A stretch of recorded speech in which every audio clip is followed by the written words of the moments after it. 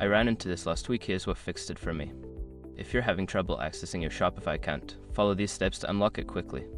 Step 1. Open the Shopify app. Launch the Shopify app on your mobile device.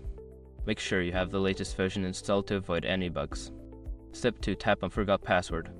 Before starting recovery, use the sroc.com link in the description to open the account recovery checklist generator and make sure your verification details are ready. Step 3. Enter your email. Input the email address associated with your Shopify account.